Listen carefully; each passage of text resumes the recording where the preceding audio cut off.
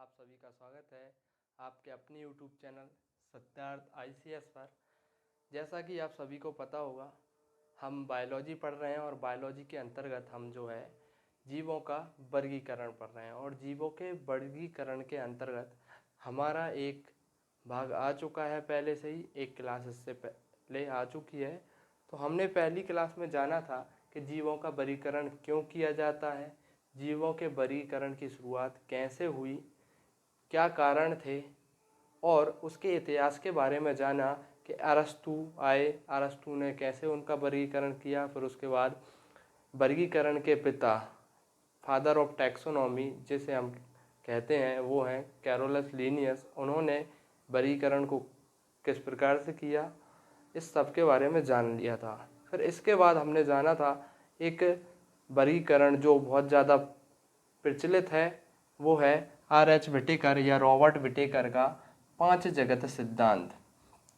तो इसको पढ़ने वाले हैं आज की क्लास में मोनेरा, R.H. विटेकर, या इनका नाम है रॉबर्ट विटेकर। रॉबर्ट विटेकर ने जीवों को 5 जगत में बांटा। पहला मोनेरा, दूसरा प्रोटिस्टा, कवक, पादप एवं जंतु, इन 5 जगत में बांटा। तो हम सबसे पहले इनको समझने से पहले देखेंगे कोशिका क्या हो। अब आप कह रहे होंगे कि ये टॉपिक तो वर्गीकरण का है, फिर कोशिका क्यों बता रहे हैं? क्योंकि R.H. विटेकर ने कोशिका के आधार पर ही इनका वर्गीकरण किया था। अब आप देखिए कैसे किया था। कोशिका 2 प्रकार की होती है। आप कहेंगे कौन से 2 प्रकार? तो पहला होता है प्रोकैरियोटिक,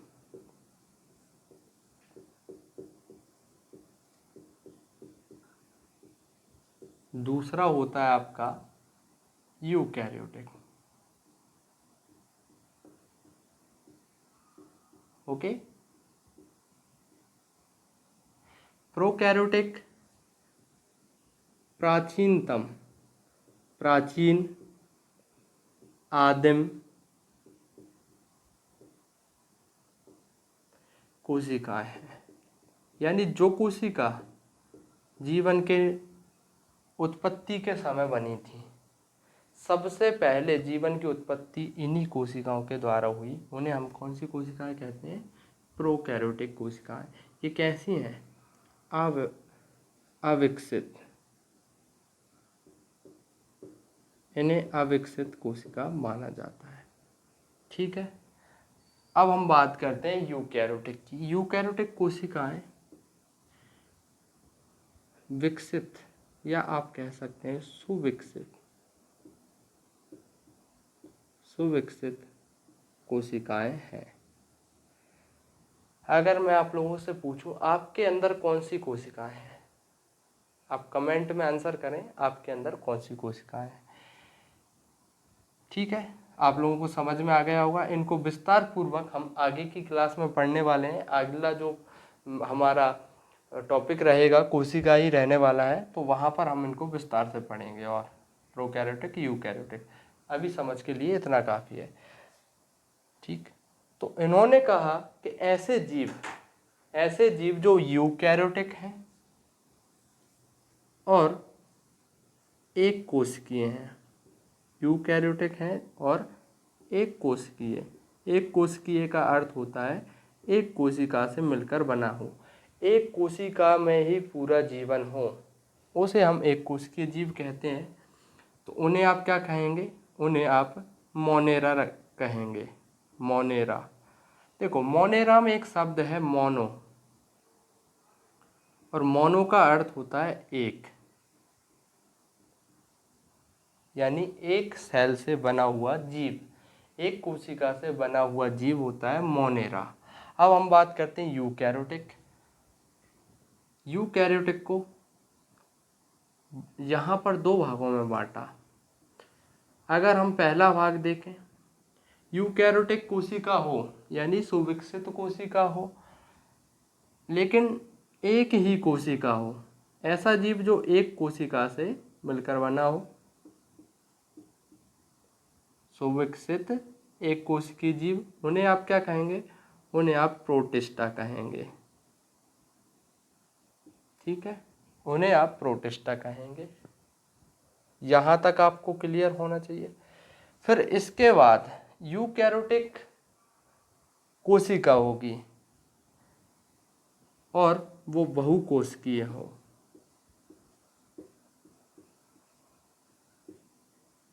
बहुत सी कोशिकाओं से मिलकर बना हो। इनको 3 भागों में बांटा, कवक, पादप और जंतु। अब आपको आंसर मिल गया होगा कि हम जो हैं, हमारे अंदर कौन सी कोशिका है। हम जंतु के अंतर्गत आते हैं, तो हम जो है यूकैरियोटिक बहुकोशिकीय जीव हैं। कौन है हम? यूकैरियोटिक बहुकोशिकीय जंतु हैं। ठीक, अब हम इनको एक एक करके समझ लेंगे। आपके सामने ये क्लियर होना चाहिए कि कोशिका के आधार पर एक होती है प्रोकैरियोटिक, एक होती है यूकैरियोटिक। प्रोकैरियोटिक कोशिकाओं के आधार पर ऐसे जीव जो प्रोकैरियोटिक हैं और एक कोशिकीय हैं, उन्हें आप मोनेरा कहते हैं। ऐसे जीव जो यूकैरियोटिक कोशिका है और एक कोशिकीय हैं, उन्हें आप प्रोटिस्टा कहते हैं। ऐसे जीव जो बहुकोशिकीय हैं, उनमें कवक, पादप और जंतु, कवक, पादप और जंतु इसके अंतर्गत आते हैं। अब हम सबसे पहले मोनेरा को पढ़ेंगे। अब आपके लिए काफ़ी आसान होने वाली है ये क्लास। आइए जानते हैं मोनेरा को।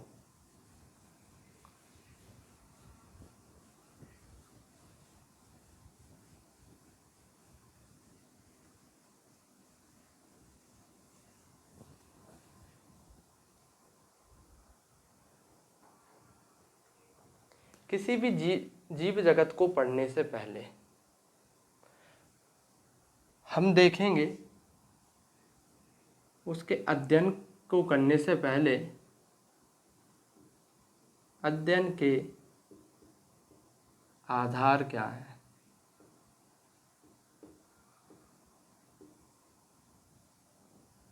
अध्ययन के आधार क्या है? तो जीवों के अध्ययन के आधार हम देखते हैं, सामान्यतः जो हमारी एग्जाम की दृष्टि से प्रमुख है उनकी बात करेंगे। स्थान या वातावरण।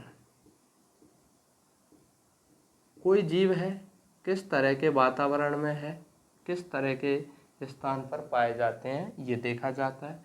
उसकी संरचना, कोई भी जीव है उसकी संरचना कैसी है, उसकी आकृति कैसी है। पोषण, पोषण, प्रजनन, यदि उसके कोई लाभ हैं तो लाभ देखे जाते हैं, और हानि है तो हानियां भी देखी जाती हैं। इन सभी बातों के अंतर्गत हम किसी भी जगत का अध्ययन करेंगे।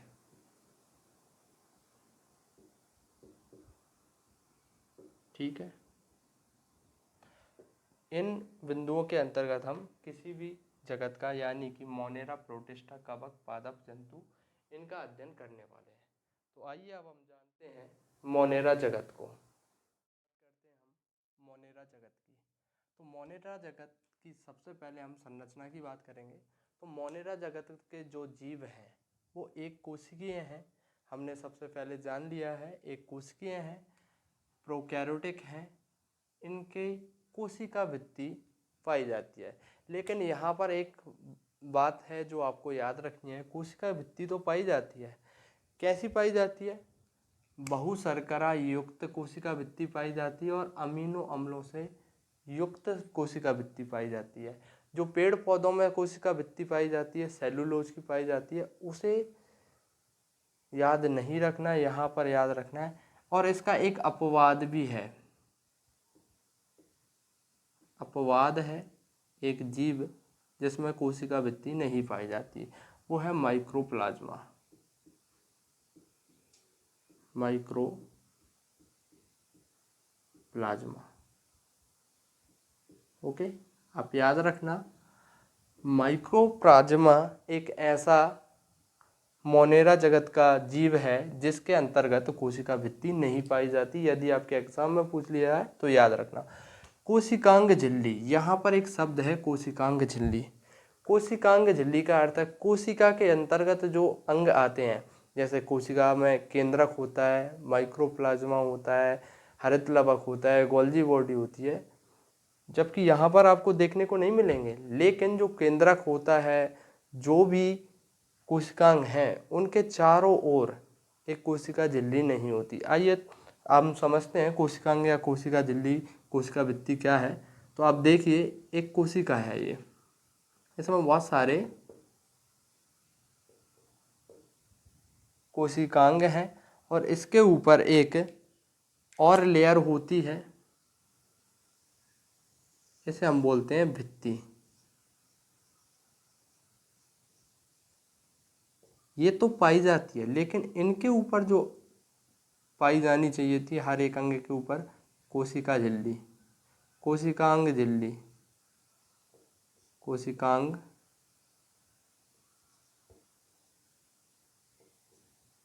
झिल्ली, ये अनुपस्थित होती है। ओके, प्रोकैरियोटिक सेलों में, जितनी भी प्रोकैरियोटिक सेल होंगी उनमें कोशिकांग झिल्ली नहीं होती, याद रखना है। अब हम इनके पोषण की बात करेंगे। तो पोषण कैसा होता है? पोषण भाई दोनों तरह का होता है, स्वयंपोषी भी होती हैं और परपोषी। स्वयंपोषी का अर्थ है ये अपना भोजन स्वयं निर्माण करते हैं, ये प्रकाश संश्लेषण कर सकते हैं, रसायन संश्लेषण कर सकते हैं, इसके द्वारा ये अपना भोजन बनाते हैं। इसका एक उदाहरण है नीले हरे शैवाल।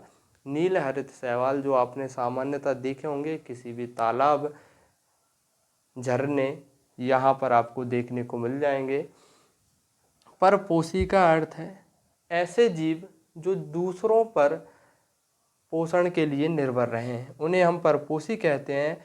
परपोषी के अंतर्गत आता है परजीवी और मृतोपजीवी। परजीवी हम ऐसे जीवों को कहते हैं जो एक जीव पर आधारित हो, और मृतोपजीवी का अर्थ है मरे सड़े गले जीवों पर या पदार्थों पर जो है आधारित इनका पोषण होता है। तो ये दो प्रकार का पोषण हो गया। अब हम प्रजनन की बात करते हैं। प्रजनन, लैंगिक प्रजनन होता है संयुग्मन। लैंगिक प्रजनन कौन से वाला? संयुग्मन। और विखंडन प्रजनन जो होता है वो कोशिका भित्ति प्रजनन के नाम से भी जाना जाता है। विखंडन में क्या होता है, जैसे मान लीजिए एक ये जीव है, कोई भी एक बैक्टीरिया है, अब इसमें कौन सा प्रजनन होना है?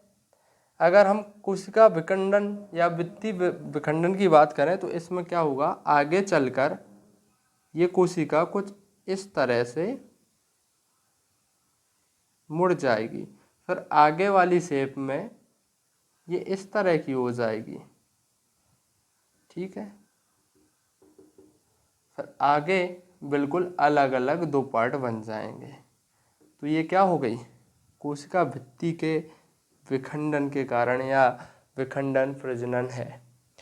लैंगिक प्रजनन को अगर आप समझना चाहें तो लैंगिक प्रजनन को आप इस तरह से समझ सकते हैं, एक कोशिका और दूसरी कोशिका, ये दो कोशिकाएं हैं, जब ये एक दूसरे के समीप आती हैं तो इनमें जो नर गैमीट्स होते हैं, नर जो होता है उसके अंदर होता है आनुवांशिक पदार्थ, और ये एक दूसरे से जुड़ जाते हैं और एक नली का निर्माण होता है जिसे संयुग्मन कहते हैं, और ये अपने जो है आनुवांशिक पदार्थों को ट्रांसफ़र कर देते हैं इसमें, और फिर इसी से जाके आगे बहुत से छोटे छोटे जीवों का जो है जनन होता है या जन्म होता है। बिल्कुल आपको आसान तरीके से और शॉर्ट में बताया है कि मोनेरा जगत में लैंगिक प्रजनन और विखंडन प्रजनन कैसे होता है। आइए हम इसके कुछ उदाहरण देखते हैं। जितने भी बैक्टीरिया हैं वो सभी क्या हैं, वो सभी मोनेरा ही हैं। साइनोबैक्टीरिया, माइक्रोप्लाज्मा, एनाबीना, मैथेनोजोन और नोस्टॉक, एजेटोबैक्टर। इसके अलावा भी बहुत सारे जो बैक्टीरिया हैं वो सभी किसके अंतर्गत आते हैं, मोनेरा के। अब इसमें से एक तो ऐसे उदाहरण लिए हैं जो आपके एग्ज़ाम की दृष्टि से काफ़ी महत्वपूर्ण है। अगर हम बात करें एनाबीना, नोस्टॉक, एजेटोबैक्टर, ये सभी हमारे लिए लाभदायक हैं। कैसे? ये करते हैं नाइट्रोजन स्थिरीकरण और नाइट्रोजन चक्र को चलाने में सहायक होते हैं, इसलिए हमारे लिए काफ़ी महत्वपूर्ण है। मैथेनोजोन भी एक महत्वपूर्ण बैक्टीरिया है। पता है ये क्या करता है? मैथेनोजोन जो है वह बैक्टीरिया है जो गाय के गोबर, आपने सुना होगा गाय के गोबर से गोबर गैस बनाई जाती है, और गोबर गैस में कौन सी गैस होती है, कमेंट में आंसर करें। गाय के गोबर में कौन सा होता है बैक्टीरिया? मैथेनोजोन। और ये क्या करता है? मीथेन गैस को उत्पादित करने में सहायक होता है। अब आप लोगों को आज पता चल चुका है कि गाय के गोबर से या गाय भैंस जो गोबर देती हैं उनसे मीथेन गैस कैसे प्राप्त होती है, तो ये बैक्टीरिया उसका उत्तरदायी है। ओके, तो हमने जाना मोनेरा जगत। अब जानते हैं हम अगले जगत के बारे में, जो है प्रोटिस्टा जगत। प्रोटिस्टा जगत को हम सबसे पहले उसकी संरचना को पढ़ेंगे। संरचना कैसी होती है? एक कोशिकीय होती है, यूकैरियोटिक। यहाँ पर अंतर क्या है? ये मोनेरा कैसा था? प्रोकैरियोटिक। यूकैरियोटिक यानी सुविकसित। कैसी कोशिका है? सुविकसित कोशिका है। ठीक है। कोशिका भित्ति यहाँ पर अनुपस्थित होती है। अगर हम प्रोटिस्टा की बात करें, इनके चारों ओर या इनकी जो शरीर होता है इसके चारों ओर कोई भी किसी भी प्रकार की कोशिका भित्ति नहीं पाई जाती, जिसे हम इंग्लिश में बोलते हैं सेल वॉल नहीं पाई जाती। जबकि कोशिकांग, कोशिका के जितने भी अंग हैं, कोशिका का केंद्रक हुआ, माइक्रोप्लाज्मा हुआ, राइजोबियम हुआ, इन सभी के चारों ओर एक झिल्ली पाई जाती है, उपस्थित होती है। अगर हम इनके पोषण की बात करें तो इनमें भी दोनों तरह का पोषण होता है। ये स्वयंपोषी होते हैं। इनमें स्वयंपोषी का अर्थ है अपना खुद का पोषण करें, अपना भोजन स्वयं निर्माण करते हैं, हम उन्हें स्वयंपोषी कहते हैं। तो इसका एक उदाहरण है युगलीना। युगलीना के अंतर्गत अगर हम बात करें, उसके अंदर क्लोरोप्लास्ट, जिसे हम हरित लवक कहते हैं, वह पाया जाता है और उसके द्वारा वह प्रकाश संश्लेषण करता है और अपना भोजन स्वयं निर्माण करता है। परपोषी वे होते हैं जो दूसरों पर अपना पोषण निर्भर रखते हैं। इसके अंतर्गत परजीवी और मृतोपजीवी आते हैं, जो कि अभी आपको बताए थे।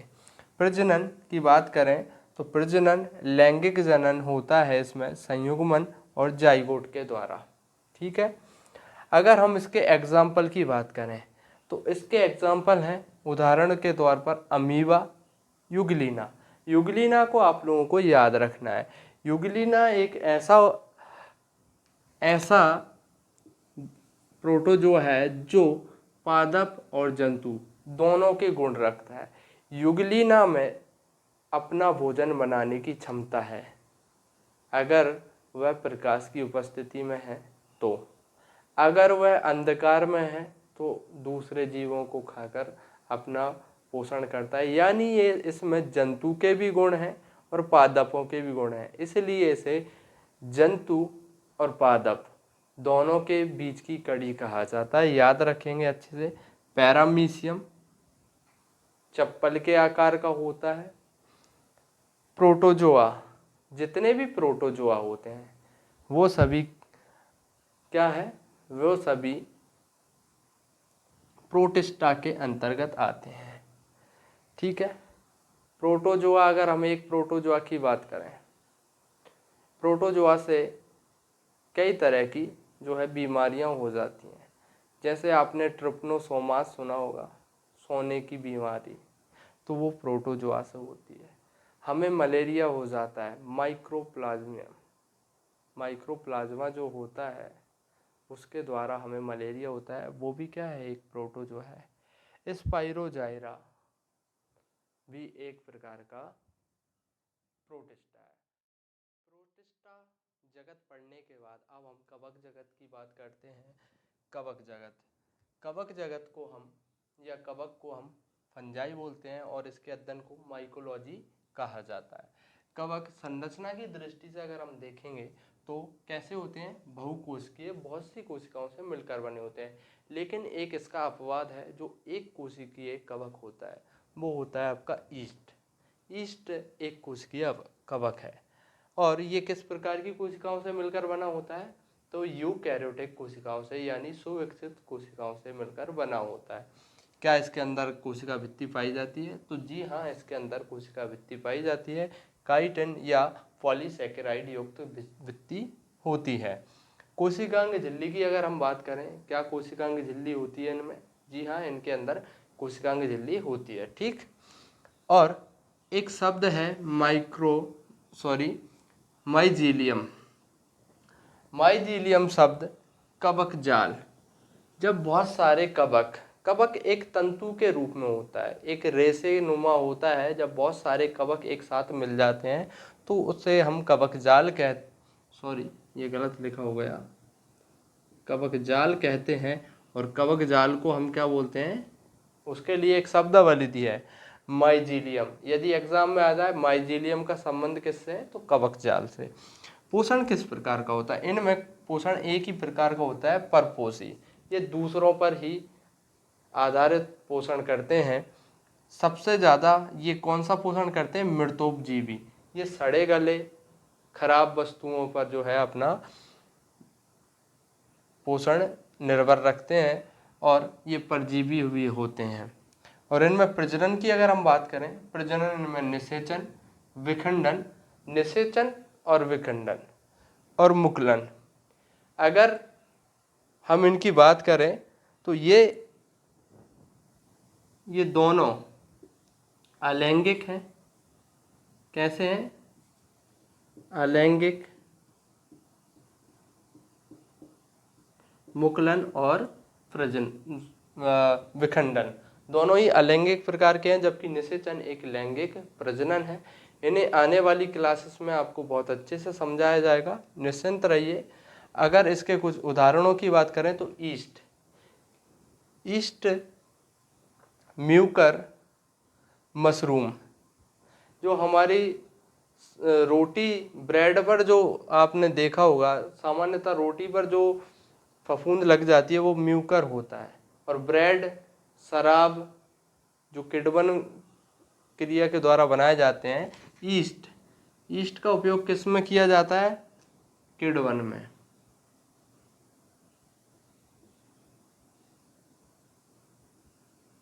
किण्वन में किया जाता है, और किण्वन के द्वारा शराब, ब्रेड ये बनाए जाते हैं। तो आप देख सकते हैं, क्या कवकों का हम औद्योगिक रूप में या उनका लाभ ले रहे हैं, जी हाँ, हम उनका लाभ ले रहे हैं। म्यूकर की बात करें, जो रोटी पर जम जाता है, सामान्यतः मशरूम की आप लोगों ने सब्जी खाई होगी, सामान्य सी बात है। इसे कुकुरमुत्ता के नाम से भी जाना जाता है गाँवों में। पेनिसिलियम एक काफ़ी उपयोगी जो है कवक है। पेनिसिलियम से दवाई बनाई जाती हैं, औषधि के रूप में इसका उपयोग किया जाता है। मोल्ड, खमीर, अन्य जो हैं आपके कवक हैं। तो इस प्रकार हमने देखा कवक किसे कहते हैं, कवक की संरचना, कवकों में पोषण किस प्रकार का होता है, इनमें प्रजनन कैसा होता है, और कुछ जो हैं इनके एग्जाम्पल के बारे में हमने जाना। प्रोटिस्टा और कवक को पढ़ लिया है, इसके बाद हम जो है पादपों की बात करते हैं। तो पादप जगत की अगर हम बात करें तो पादप जगत के सभी जो जीव हैं वो बहुकोशिकीय होते हैं। ये यूकोरियोटिक कोशिकाओं के मिलकर बने जीव हैं। इनकी कोशिका भित्ति, यहाँ से एग्जाम में कई बार पूछा है कि पादपों की कोशिका भित्ति किसकी बनी होती है। तो पादपों की कोशिका भित्ति जो होती है वो सेलुलोज की बनी होती है। इनके अंदर पूरा एक सिस्टम बना होता है। अभी तक आप ऐसे जीव पढ़ रहे थे जो केवल कोशिका तक सीमित थे। कवकों में हमने देखा कि कवक बहुकोशिकीय थे, लेकिन उनके अंदर एक तंत्र विकसित नहीं था। जबकि आप पादपों में देखेंगे पूरा एक ऊतक का तंत्र विकसित होता है। ऊतकों से अंग बनते हैं और अंगों का भी एक विकसित तंत्र आपको देखने को मिलता है। ये स्वपोषी होते हैं। सभी पादप आप सभी जानते हैं, सभी पेड़ पौधे अपना भोजन स्वयं बनाते हैं। कभी आप गए हैं किसी पेड़ के पास, ले भैया कुछ खा ले? नहीं गए ना। तो स्वपोषी होते हैं सभी। ये प्रकाश संश्लेषण की प्रक्रिया के द्वारा अपना भोजन स्वयं निर्माण करते हैं और हमारे लिए भी भोजन कौन बनाते हैं? यही बनाते हैं हमारे लिए भोजन। आप सोच रहे हैं कि आप खाना पकाते हैं, तो वो आप नहीं बनाते, वो आप गलत फहमी में जी रहे हो। तो भोजन हमारे लिए कौन बनाते हैं? यही। और प्रजनन, इनमें लैंगिक तथा अलैंगिक दोनों प्रकार का प्रजनन पाया जाता है। आगे की क्लास में हम इनके विस्तार पूर्वक तरीके से इसका अध्ययन करेंगे और इसके उदाहरण है सभी पेड़ पौधे इसके अंतर्गत आते हैं। अब हम आर.एच. विटेकर के द्वारा दिए गए जगतों में सबसे अंतिम जगत जंतु जगत की बात करते हैं, जिसे मेटाजोआ भी कहा जाता है। किसे मेटाजोआ कहा जाता है? जंतु जगत को। और जंतु जगत भी बहुकोशिकीय है। मैं जो खड़ा हूँ आपके सामने एक जंतु हूँ। देख सकते हैं मेरे अंदर बहुत सारी कोशिकाएं हैं। ओके, मैं बहुत सारी कोशिकाओं से मिलकर बना हूँ। और कौन सी कोशिकाओं से मिलकर बना हूँ? आप जानते हैं, यूकैरियोटिक कोशिकाओं से। ठीक है। क्या मैं मेरे अंदर एक सुविकसित तंत्र है?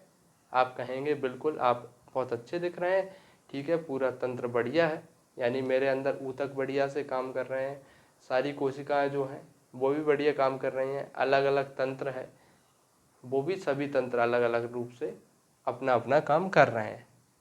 जैसे परिसंचरण तंत्र हुआ, श्वसन तंत्र हुआ, ये सभी तो हमारे अंदर ये सब होते हैं। लेकिन क्या नहीं होती हमारे अंदर? कोशिका भित्ति। आपने पेड़ पौधों को देखा है? पेड़ पौधों की रक्षा के लिए चारों ओर क्या होती है? एक मोटी छाल होती है, जैसे हम क्या बोलते हैं सामान्यतः, एक छाल होती है, उसी को बोला जाता है कोशिका भित्ति। क्या हमारे अंदर है? आप देखें, नहीं है ना। किसी के अंदर, किसी भी जीव के ऊपर आपको एक मोटी परत या छाल देखने को नहीं मिलेगी। उसी को हम कहते हैं कोशिका भित्ति, जो कि जंतुओं में कैसी होती है? अनुपस्थित होती है। तो क्या होती है हमारी ये जो स्किन जो है या त्वचा जो है वो क्या है? कोशिका झिल्ली। ओके, आप कहेंगे हमारी त्वचा क्या है? कोशिका झिल्ली है। ठीक।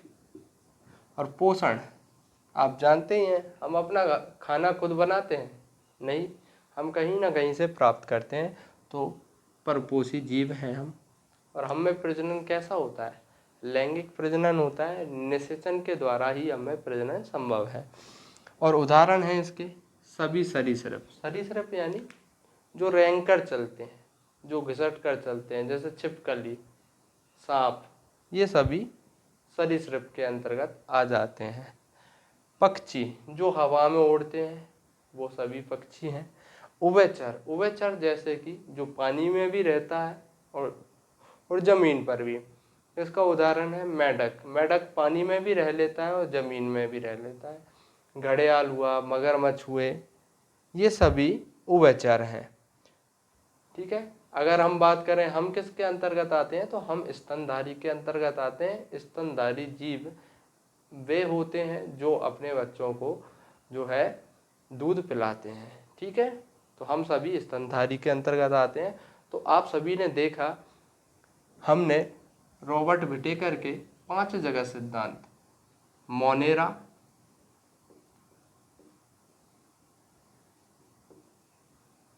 प्रोटिस्टा, कवक, पादप एवं जंतु, इनको एक एक करके बहुत ही बेहतरीन तरीके से समझ लिया है। इसे अच्छे से याद रखना, अच्छे से समझना। यदि किसी को इस टॉपिक से संबंधित कोई डाउट हो तो अपना प्रश्न कमेंट बॉक्स में लिखें। यदि आपको ये सेशन अच्छा लगा है तो इसे लाइक और सब्सक्राइब करें। धन्यवाद। जय हिंद।